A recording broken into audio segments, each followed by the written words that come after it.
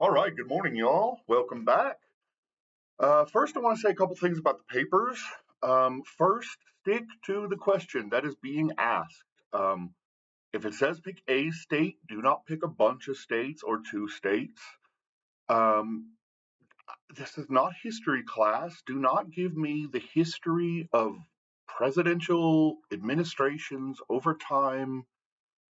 That's not what this class was about, and it's not what this assignment was about. This assignment was about a single turnover from autocracy to democracy and understanding how it played out from a top down perspective. So please, please, please, I pick these graphics for you guys to write the papers about to make this easier for you.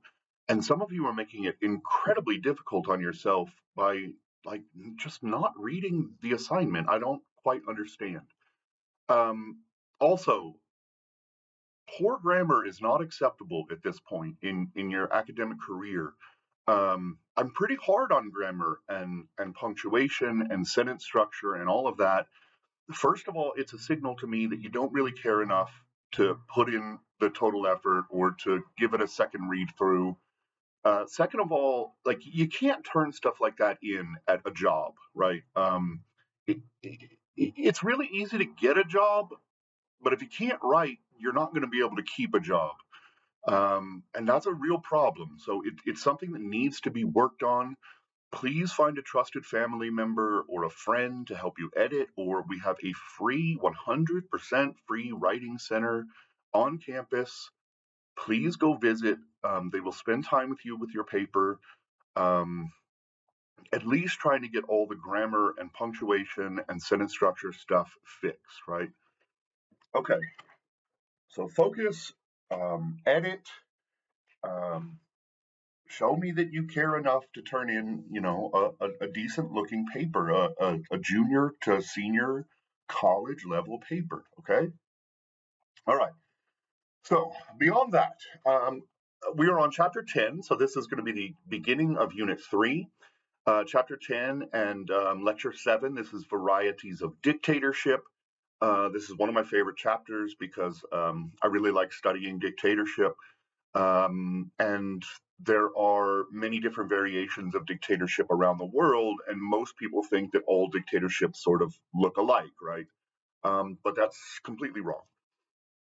So we'll start with the intro, and they just want to basically suggest the three main types of dictatorship that we'll be talking about here. And remember that as we go through the chapter, the way that they distinguish these different types, this typology, is through the selectorate or the winning coalition, which we'll get down to toward the bottom of the chapter. But just know that the selectorate is the number of individuals who can select you to a leadership position. The winning coalition are the ones who actually did, right? Okay, so there's three main types of dictatorship. You have monarchy, you have military juntas, and you have civilian dictatorships. And then there's two subsets of civilian dictatorship, single party and personalistic. And we'll talk about all these as we go on. Okay. Section 1, toward a typology of authoritarian regimes, a three-way classification. All right, so we'll talk about these three different kinds. The first we'll talk about is the monarchy. This is pretty simple, right? Everything is based, your selectorate and your winning coalition generally are your family and kin network. So you could think of states like Saudi Arabia, the United Arab Emirates, Qatar, a lot of the sort of the Gulf states. I also argue that North Korea is a monarchy. And I'll talk to you a little bit later about why they put them in a different category. But I think North Korea definitely counts as a monarchy given the sort of kin and family tie networks that it's passed down from generation to generation, from father to son, these sorts of things, right? Um, but also know that it's not necessarily based on primogeniture. Primogeniture is the idea from Europe that you pass down your assets to the firstborn male inheritant, right? Primogeniture doesn't necessarily play out, right? If you look at someone like Mohammed bin Salman, MBS from Saudi Arabia, he wasn't like the king's kid. And so they usually want to keep it in the family network, but it doesn't necessarily have to be based on primogeniture. The same thing happened in North Korea, where Kim Jong Un is not the oldest son of Kim Il Sung. Um, he was one of the middle sons, and then he actually assassinated one of his brothers in exile. Had him killed by what looks like a prostitute he hired to um, to seduce his brother and then murder him. So pretty wild stuff, right? Okay, the second type is the military, right? And this is largely African and Latin American nations, especially in from like 60 to 85 in Latin America. The selectorate here is the military. These are often called juntas. And the idea here is that it's not a single general running the country. It's usually sort of a tribunal of the top leaders from each military branch. Excuse me, I'm a little sick.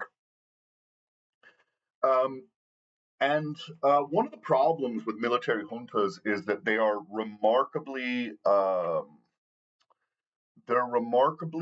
unstable, right? And they sort of hold the seeds of their own demise within them, and they're often taken over by the military, right? So the military will take over, they'll get pissed at the guys in charge, and then sort of the brigadier generals will take over again, so it becomes really problematic.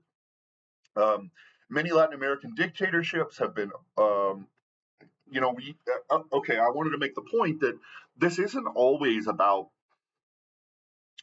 sort of leftist policy, right? A lot of times in Latin America and Africa, it's actually what happened was democracies were instituted. There was a lot of fear by the elites and the rich in the country. They co-opted the military to protect their assets, and the military took over the government in fear that redistribution was going to occur.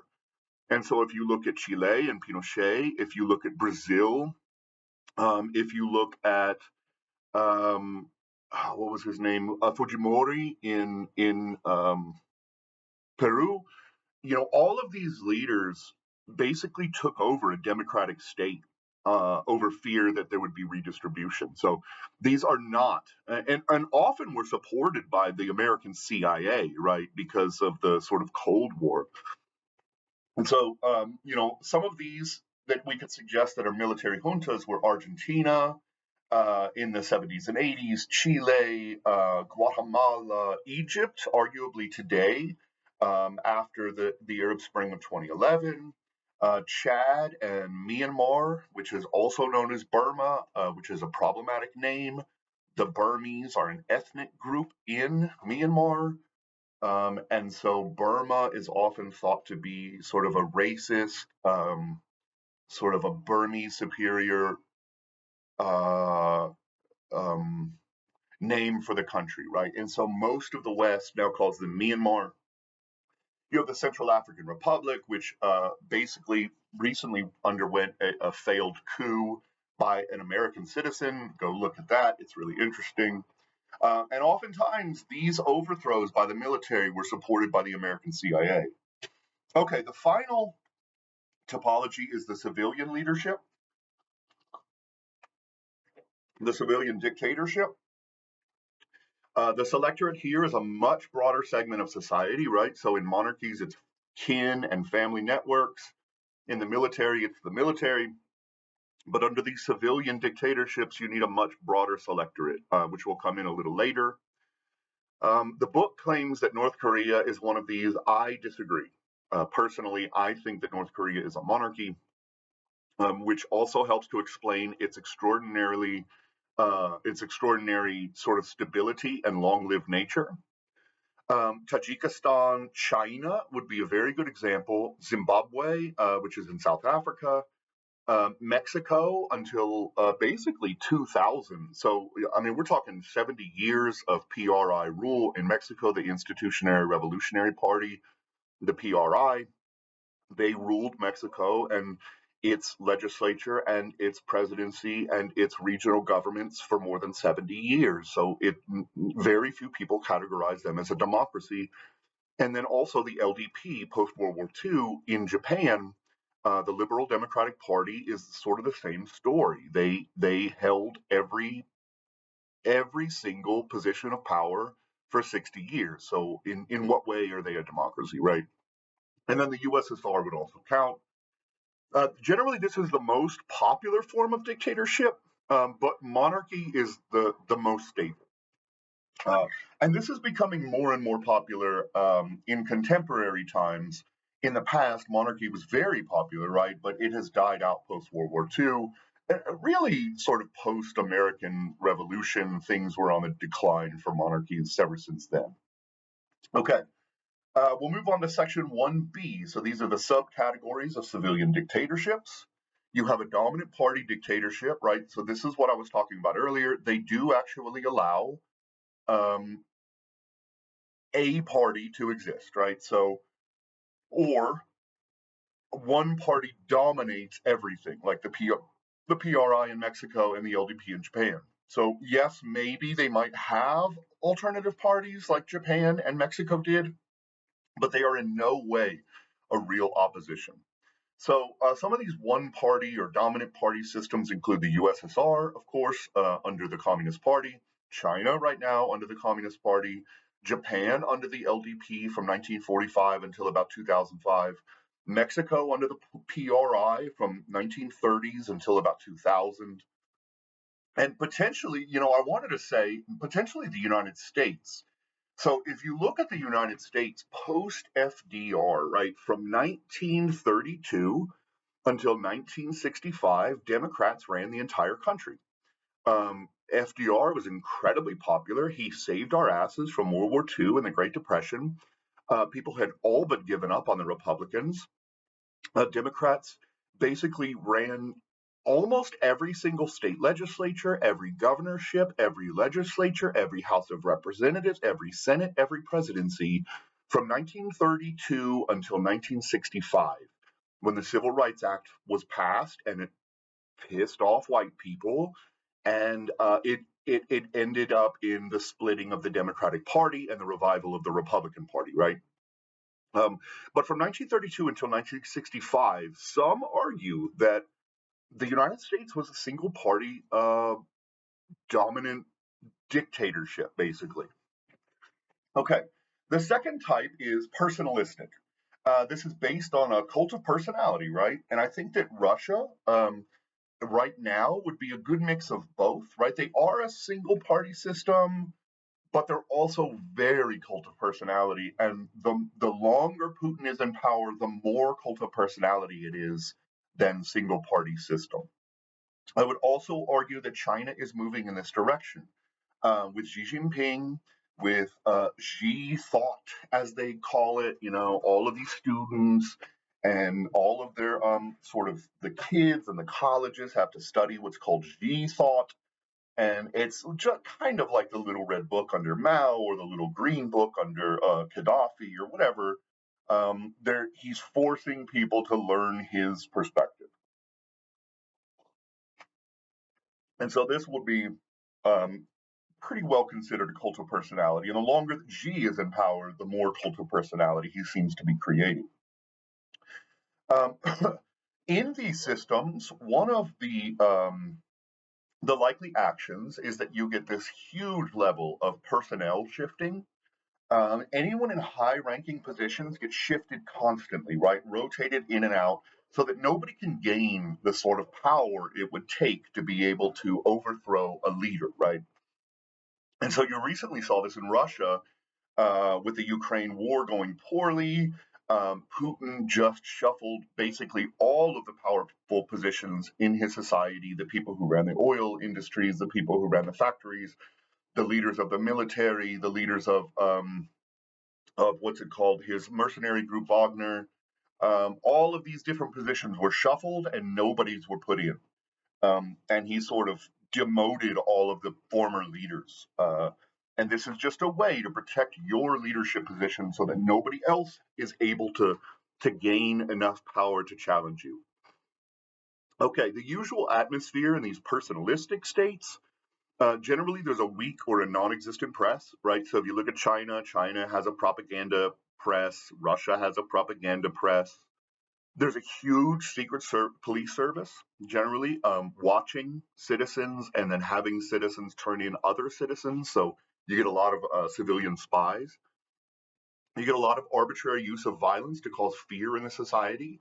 And then there's enormous levels of propaganda, right? And so, if you look at a state like Turkmenistan, a state like Libya under Gaddafi, a state like China under Xi, a state like Russia under Putin, you sort of see all of these different attributes.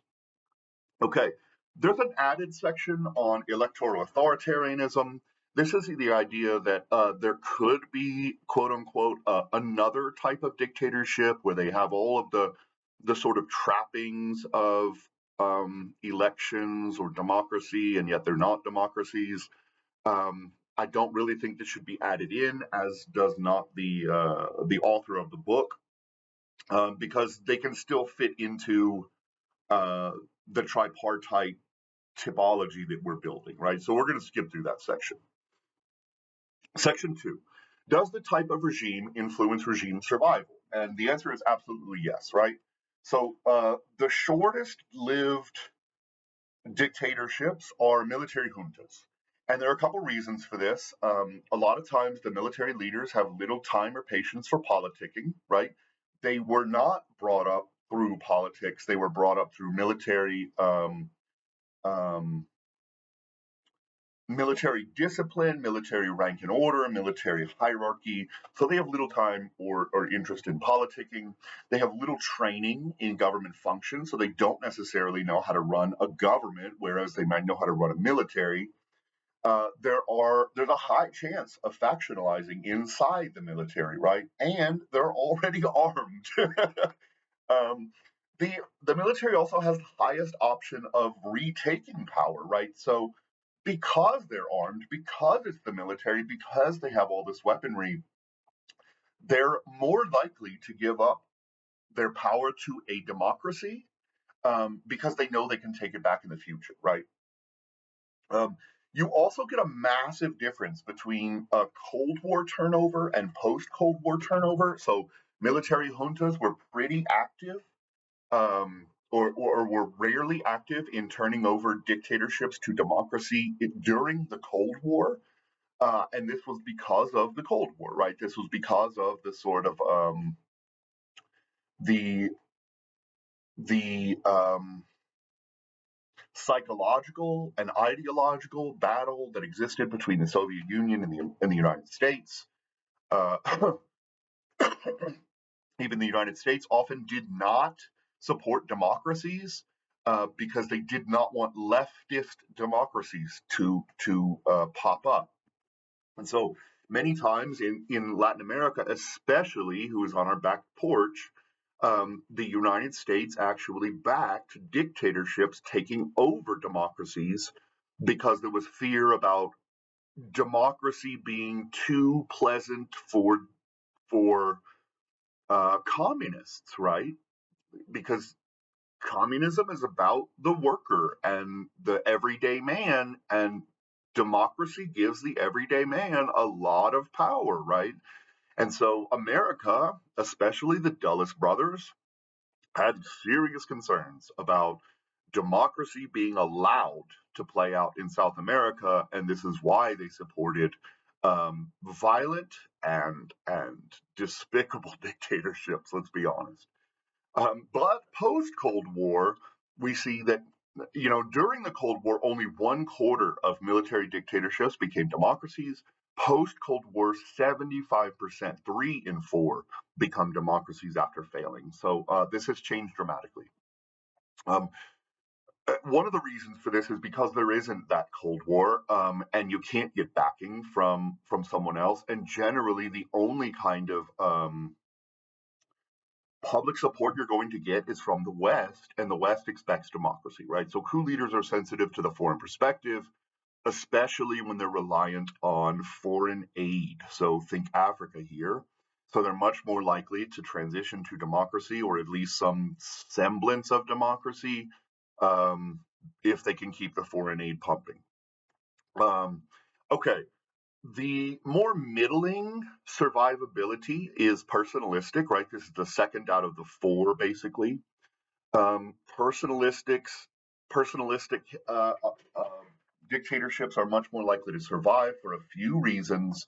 Um, One is that you need a deep economic malaise for things to really start to unravel in a personalistic dictatorship. There are far fewer mouths to feed in the selectorate, right?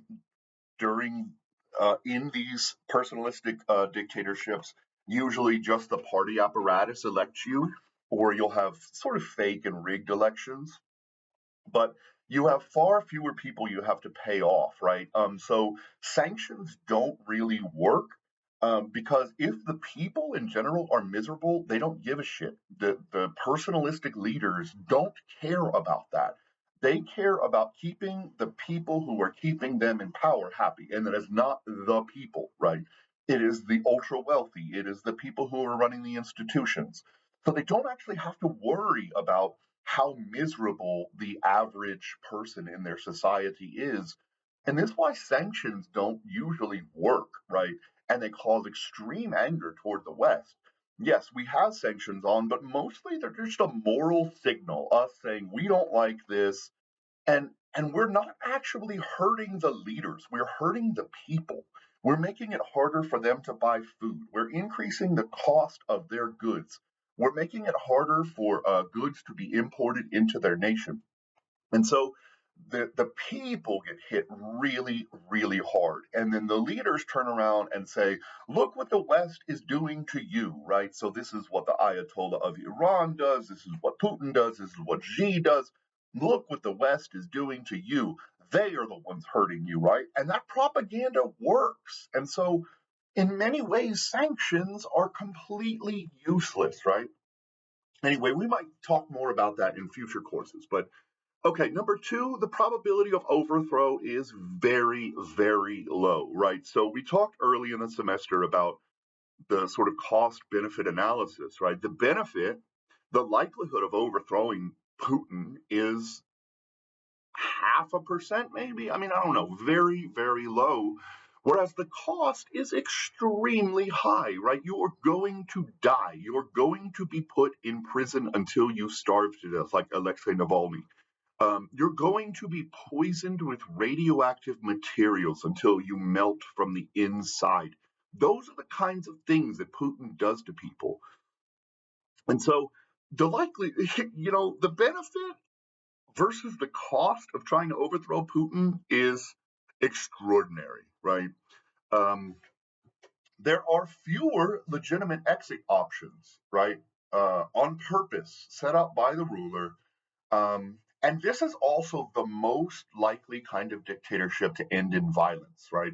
And usually, what has to happen is you get a huge economic collapse. And I'm not talking a year, I'm talking 2, 3, 4 years of misery. You get security and military defections, and then sometimes what happens is the leader plain dies, and there is no mechanism for replacing him because he didn't want anyone to be able to replace him. He did not want a competitor. So if you look at Putin's regime, there's no one that he's trying to groom to be the next leader, right? Because that would be a signal that maybe he's not immortal. And so when these leaders die, it can lead to extraordinary chaos. Okay, the next longest living is the civilian dominant party. And this is because they have to rely on a larger segment of society, right? Um, so unity is key because factionalization risks opposition parties being created because there is some semblance of opposition parties in the system, even if they're not competitive. And usually, what breaks these regimes is economic problems, right? So, if you look at Mexico in the 90s, are having extreme problems with the cost of food, they have extreme unemployment, they're discovering extreme corruption in their nationalized oil industry. Japan was the same way. Post 1980 in Japan, you have what's called the lost generation. Um, Wages are falling, interest rates are high, inflation is high, unemployment is high, it's hard to find a job. And then if you look at Eastern Europe, it's kind of the same way, right? And so these are usually what breaks these regimes. It eventually pisses people off so much that they move to an opposition party, um, and the PRI or the LDP or whoever it is overthrown. The most stable is a monarchy. Monarchies last longer than any other dictatorial regime. And there, again, are a few reasons why. First, you have clear rules as to who are the insiders and the outsiders, right? Who's in the electorate and who's not. You have clear rules about rent sharing that are clear and understood and believed. And part of this is because they're all family members. Because family members run the different institutions, this allows for the elites to monitor the monarch or the leader of the country and be privy to the info that is not available in other dictatorships, right? So, about the way the state is being run, about the amount of profit that exists in the system, about the amount of rent that can be paid out, etc. And then I wanted to add a fourth one, um, and this is that there is just no change in policy regardless of overthrow, right? So there's no incentive for you to overthrow your king because the next king is just going to be King Jr., right? I mean, it looks exactly the same. The policies aren't going to change. The leadership isn't going to change. They all have the same exact incentives because the family runs the country. So, I mean, there's very little point in overthrowing a monarch because the next monarch is going to look exactly the same. And this is a reason why I point to North Korea as a monarchy rather than a civilian institution. Is it's the same. It just gets passed down from to to or Kim to Kim to Kim to Kim. And basically, the policies are exactly the same. The relationship with China and the US is exactly the same. The pursuit of nuclear weapons is exactly the same. The agricultural policy is exactly the same. Nothing changes, right? And so, what is the point? Um, okay, the third section is about selectorate theory, right? And basically, the book argues that democracy and dictatorship don't really matter all that much for determining economic performance, as we saw in the last chapter. Um, Quite a few dictatorships perform just as well as democracies. And so the theory by Bruce Boynton Mosqueda, what is his name? Bruce Boynton Mosqueda, Mark Syverson. Anyway, it's BDM squared S squared. Smith, Syverson, Boynton Mosqueda, and someone else. One of the most famous political scientists written papers written in the last 20 years, um, and it's all about selectorate. It's all about the institutions that exist in a society. It's not necessarily about democracy versus dictatorship. And so the selectorate is those who have a say in selecting the leaders, and the winning coalition is those members of the selectorate whose support is necessary for the leader to remain in power, right? And so in a democracy, the selectorate is arguably 100% of the population, right? Unless we're taking out children and maybe felons. But 100% of the population is the selectorate, basically. Anyone who is eligible to vote. And then the winning coalition is, in a lot of democracies, well, at least in ours, it's a plurality of the votes, right? In some places, it's a little different because they have proportional representation systems and they have to put together a coalition government, etc. But I think the larger point is you have an enormous electorate and an enormous winning coalition in a democracy. Um, so when you have an enormous winning coalition or an enormous electorate, you have to keep members of the winning coalition happy, right? And so in democracies, this means that you have to pay out public goods rather than private goods because the value of a private good is little to nothing when there's 100 million voters or more, right? Whereas if you're in a family, if you're in a monarchy, the selectorate, the winning coalition, excuse me, is so very small that paying out private benefits or rents to those people to keep yourself in power is much more valuable than trying to provide public goods to all of your citizens. Okay. Um, so there is an incentive to provide, basically, there's an assumption that private benefits are better than public benefits, right? You as a leader would rather hand out private benefits because that allows you to steal or skim off the top. But as the winning coalition increases, the share of private goods that can be doled out shrinks, right? So if you have 10 people and $1 billion to hand out and 10 people in your winning coalition, maybe you'll hand each one of them $10 million and pocket the rest. But if you have 100 million voters and $1 billion, it's not really all that worthwhile giving each one of them $10, right? They're not going to really care. You're not going to win them over with a $10 private buyout, right? So you have to provide good public goods and governance. Um, so in a civilian or personalistic or one party, um, you tend to get poor economic performance, right? And lots of theft and corruption. And this is when they have sort of a small winning coalition and a small winning coalition divided by the selectorate, right? So you have strong loyalty norms, a small winning coalition. So you'll just buy off the people who keep you in power. Now, as you move to a monarchy or a military junta, it becomes a little different, right? You have a middling performance. You should have decent public performance and decent public goods because, again, you have a small winning coalition, but you have a larger selectorate, right? And then democracy should always perform well because you have a large winning coalition and a large selectorate, so you have to provide out public goods. And then I'll let you guys read the model at the end. Of course, they sort of find what they played out in the chapter. So thank you so much for being here. I'll get the next one up ASAP and have a great day.